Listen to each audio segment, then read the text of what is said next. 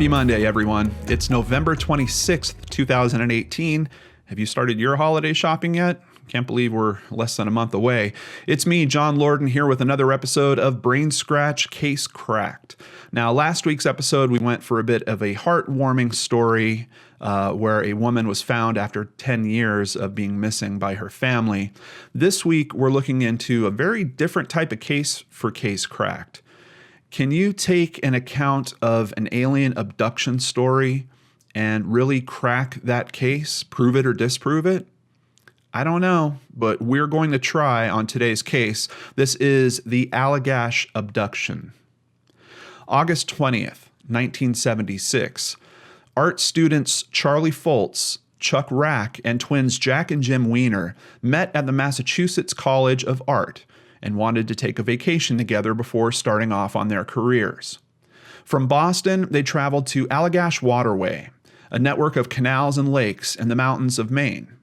With 128 square miles and less than 500 people living there at the time, Allagash was a great place to get away from life and reconnect with nature. A beautiful area, reported to be like going back a million years in time, to spot bull moose, blue herring, loons, and eagles. But these four men would claim to spot something else while on this trip. 2 days into the trip, they were at Chamberlain Lake at dusk. They came across several other campers, including some fathers that were worried about their sons who were on the lake in a canoe. It would be getting dark soon, and the boys could be in real trouble if they got lost or couldn't find their way back to camp. As the men were scouring the horizon and calling out to the boys, they noticed a funny light a few miles away moving over the treetops. They used binoculars and concluded that it had to be some type of aircraft emitting a velvety yellow light. After 30 seconds, the light just disappeared, winking out like a giant camera iris closed on it. Thankfully, they then spotted their sons canoeing back towards camp. With a sense of relief over the missing boys, the aircraft incident was quickly forgotten. A few days later, the four men were now at Smith Brook campsite at Eagle Lake. There were no other campers with them, and they wanted to do some night fishing. Not wanting to put themselves into a similar situation as the boys on their canoe, the men started a campfire so they could find their way back to camp after they were done out on the water. Charlie was in the front of the canoe. The twins were in the middle, and Chuck was in the back. Chuck exclaims, "Holy mackerel, what the heck is that?" The men state they saw a bright yellow light that appeared to be rising from the tree line. They once again assumed it was an airplane, but then realized there was no sound. "It was just alive," describes Charlie Foltz. The object paused about 100 yards away. Charlie shined his flashlight at the object, and the object emitted a beam of light back at them. It lit up the entire 16-foot canoe. The men believed it was trying to communicate with them and that it was getting closer. Quote, "So we thought, this is real, this is really happening. This is not a figment of our imagination. We've got to deal with this situation now because within a few seconds, this thing is going to be right on us," stated Jack Weiner. The men started paddling away as Jack kept saying, "It's getting closer, it's getting closer."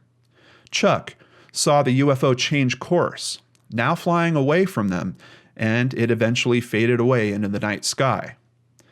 "I thought, well, that's it. We lost our chance. We let it slip through our fingers," said Chuck.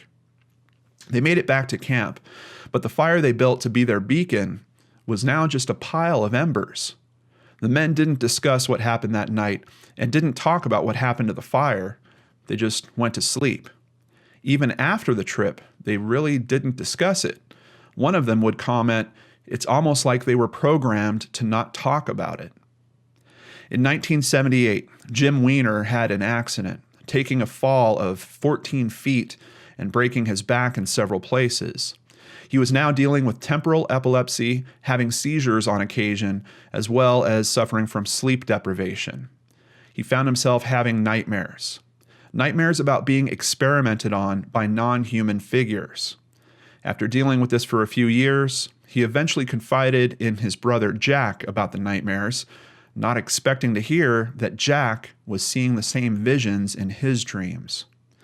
Jim opened up to his doctors about his dreams, and eventually a psychiatrist heard about them and stated that it sounded like an abduction experience.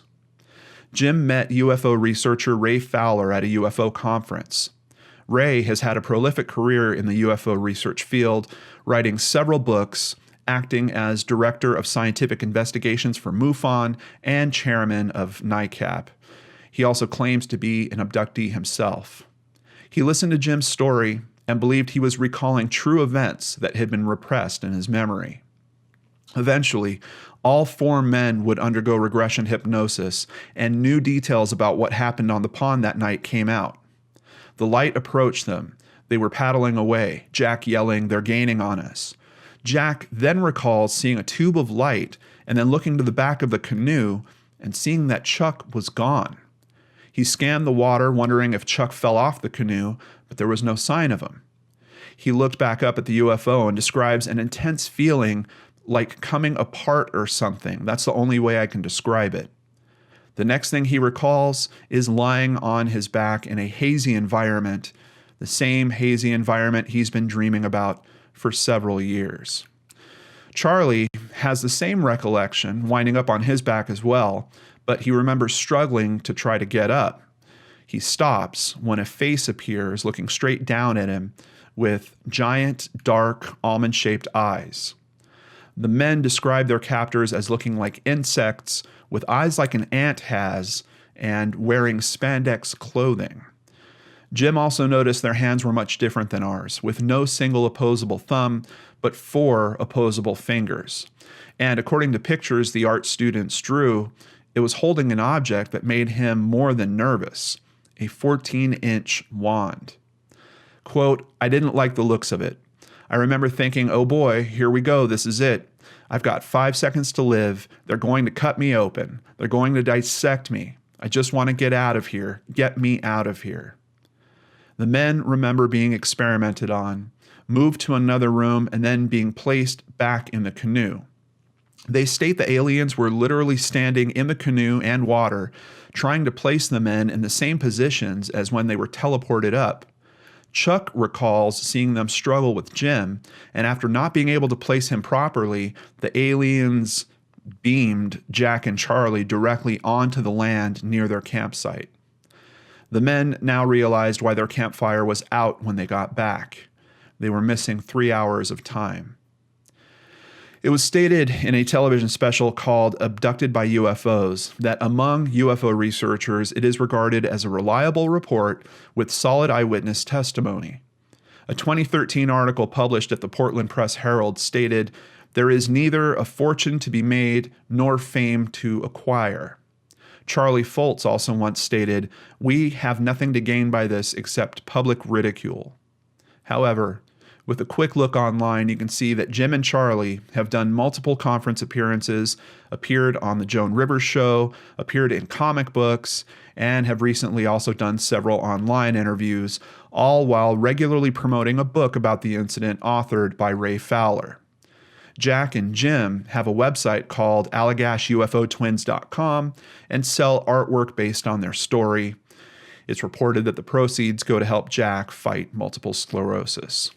Chuck Rack fell away from the group a few decades ago, then spoke up in August 2016 with a very interesting revelation. "The reason I supported this story at first was because I wanted to make money."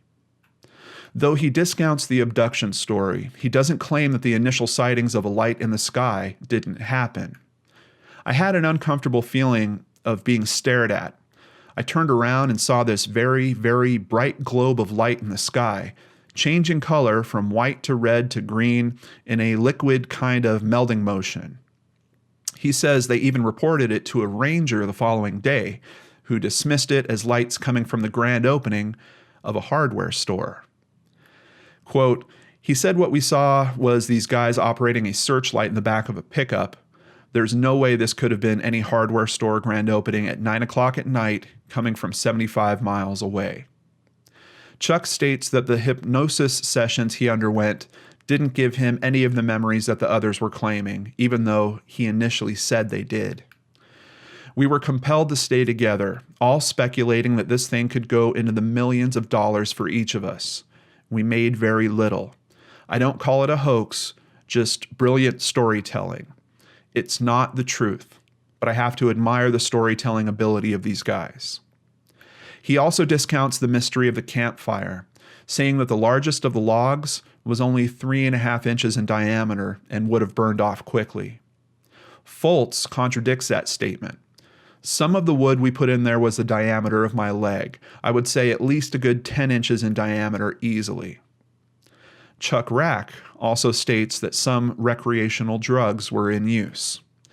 I remember being on the Joan Rivers show. Joan was asking, were you guys drinking or taking drugs? Fortunately, I was sitting furthest away from her. Jim Weiner was right next to her, and he had to field that question and lie, and I didn't have to lie. Yeah, we were definitely stoned when we went out on the lake just before we got that sighting. Charlie Foltz claims that Chuck Rack has been banned from some UFO conventions and calls him a loose cannon and a mental disaster area, and he denies the drug use, saying they only had an 8-pack of beer with them. Jim Weiner suggests that Rack is hurt by losing his friends and lashing out at them. Ray Fowler concurs that Rack didn't have the same memories come out of regression hypnosis. He's the type of person who needs to be in control. He was not happy not being able to have detailed recall of the abduction portion of the incident. Thus, several years after the investigation, he claimed that no one was abducted. Chuck Rack states that he feels free now that he's told the truth, but doesn't discount the possibility of life out there. I'm completely open-minded about it. It's just, I don't think it happened in our case.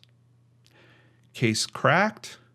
Or are we talking about a butthurt friend that's lashing out at his former friends decades later? I don't know, guys. I think this one is up to you.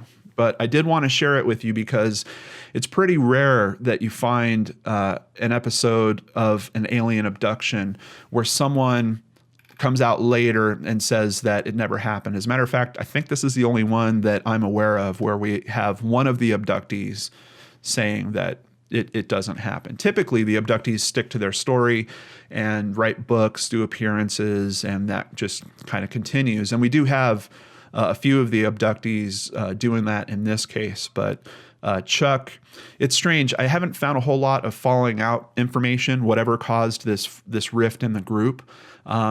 Ray Fowler did say at one point that Chuck was talking to the group about potentially lying to people, saying that it was a scam to try to foster interest, and then they would say it wasn't a scam to try to pull it back, and that he thought that in the attention that maybe they could make a lot of money. Essentially, the story that he's claiming the other guys have of, hey, we're all going to make money on this together, is now kind of coming back at him from some of the guys saying, no, Chuck was the one that was talking about, trying to manipulate the public to make money in some way on this. But it's weird because if you look at clips from that initial television special, which looks like it was produced back in the 80s, you have the men actually talking about their own experience. That's where a lot of the quotes came from. But I also listened to a recent interview with two of the men, and the experiences that they're describing pretty different. Like in that piece in the early 80s, it sounds like they're really sticking to the story that they just saw this thing in the sky, they paddled away from it, and it disappeared. In their later versions of the story, it kind of turns into, no, it followed them all the way back to camp. And obviously, once they have the regression hypnosis done, then they put the pieces together that they were actually abducted in the middle of that, and the aliens put them back over on camp. You also hear other details where I think it's Charlie Foltz now says, well, I actually looked at my watch at the time and I noticed that 3 hours had kind of vanished. And you hear different details about, did they really talk about this? Did they not talk about this? In some of the later details, you're hearing that they actually talked about it the next day. And that's coming from the guys that are still supporting the story. What's interesting about that is that lines up with what Chuck was saying, where he said he talked to a park ranger the next day and kind of reported it.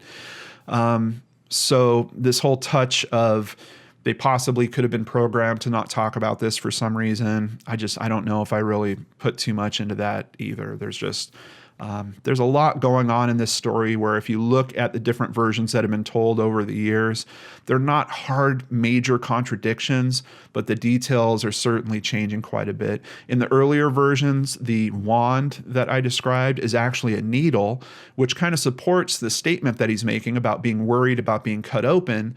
But then in the later versions and in some of the artwork they've put out, all of a sudden that needle has turned into a wand where there's actually a round bulb at the tip of it.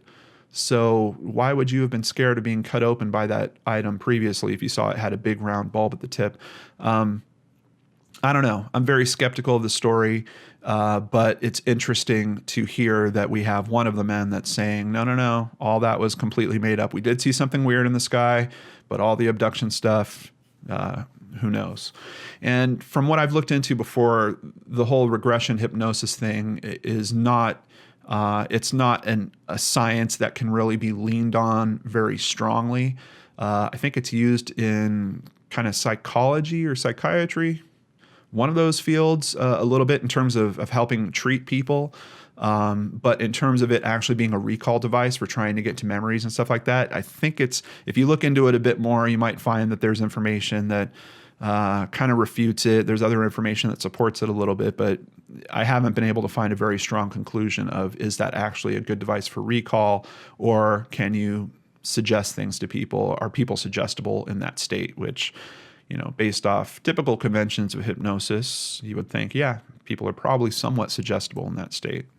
Before we move on to comments from last week's episode, I have to thank a bunch of new patrons. Thank you guys so much. Really just an amazing week for Patreon. Holly Overton, now a patron. Tabitha Black also joining. Julia Oliver, Marnie Peters, Charlotte Rothmeyer. Hi, Charlotte. Natalie Warren. Hello, Natalie. And finally, Derek Damasi. On top of that, we also had several people increase their pledges. Thank you so much. Amy Ristad, Danielle S., and Mario Romani. I really appreciate you guys supporting me and helping to keep me here and doing the great things that we're doing together on the channel. It's really, really touching. Speaking of touching, seems like a lot of you really appreciated last week's Case Crack, the story of who is Mary Roberts. If you missed that, I'll have a link to it in the description box below. Let's go ahead and jump into some of your comments about this. Mahatma Kane Jeeves says, this hits close to home because I was homeless for years. I always was scared of being murdered or dying and the cops not even trying to do anything because I was just, quote, another homeless piece of, I'll put the word crap in there, which I heard a cop say. I will never criticize Christians because they were the main people who helped and cared and would pray with me anytime they saw me. One beautiful lady gave me a movie ticket, which was amazing at that time. I obviously wasn't going to the movies, LOL. It was a nice break. I will never forget them. Oh, I just wanted to mention, giving clean new socks was one of my favorite presents given. If anyone wants to help, that is something that every homeless person needs badly. You just begin to not even feel human after a while. It's not an easy life, especially the older you are. Thank you so much for sharing that story with us and giving us some more insight into there. And I will certainly be thinking about donating socks. I think that's a really interesting insight and a really good point. And I hope many of you out there will consider doing the same. Joe Kulik brings up an interesting aspect on this. It's a great story, but consider the possibility that someone could be wrongfully convicted of a murder in a situation just like this one. I wonder how many wrongfully convicted husbands are sitting in prison right now because they were married to a Mary Roberts. The most improbable part of the story is that she was actually reunited with her family. In the more common case, where a Mary Roberts never gets help, a loved one could be sitting in prison for her murder while she is wandering around with amnesia. Really interesting point, Joe. And I could see it going both ways. You might have a man that's in this situation. The wife could be accused as well. I do know, at least from the cases I've looked into, that a murder conviction where there isn't a body, it does happen, but it's not extremely common. However, that's not to say that just the pressure or dealing with the fact that you're being accused of doing something to your missing spouse or a missing loved one isn't terrible to go through and might have an outcome very similar to this. So I'm with you. There is definitely an aspect to this where it could be very harmful to a person and their life and could easily tear a family apart, something along those lines. And you've kind of got me wondering, thinking about cases I've covered, are there any cases I've covered where that could possibly be going on? We certainly have the setup in several of those cases where it could be something like this. Uber Urbana says, it is so sad that in our country, the police are not well trained on how to deal with those who are homeless, those with mental issues, etc. Every homeless person out there was once someone's child or brother or sister. I know addicts, and I don't know of one who woke up one day actually looking forward to being addicted to something. But if they are, they need help. They don't need to be criticized for being in that place in life. They need compassion and a reason for hope. If one has no hope, no forward goal, I feel that all else dies. Yeah, that's one of the things that I was really touched by this story as well, was learning about these departments that they have in Santa Barbara to actually help with this. I'd never heard of those types of sub-departments being within police and court services before. So that's part of the reason why I wanted to share this story as well. There's some really good ideas going on about how to treat these situations. Outside of the fact that you just had a community of people that rallied around her and really supported her the best they could until she was able to come up with the answer that everyone was looking for. But I do hope that more police departments will consider taking on these types of departments and this type of approach. Because you're right, I think there could be a lot more compassion, particularly in metropolitan areas, but all over the place when it comes to dealing with homeless. Maria Lara says, I have always taught my children to treat the homeless with respect and dignity. I tell them that every person has a story, and you really never know why or how people become homeless. I will share this story with them to show the importance of treating all the way one would like to be treated. Maria, thank you so much, and it really lights me up inside to know that you're going to share this with them, and just to think of how this story touches other people and motivates them in ways to try to make this world a better place. So that means the world to me. Thank you. And thanks to everyone it was just such a good, positive comment stream on this story. I really appreciate it. And I'm really thankful that you guys saw the same positivity and light that I did in it. So it was really a joy to read through all those. Take care, everyone. I'll see you back here on Wednesday with a brand new episode of Brain Scratch Searchlight.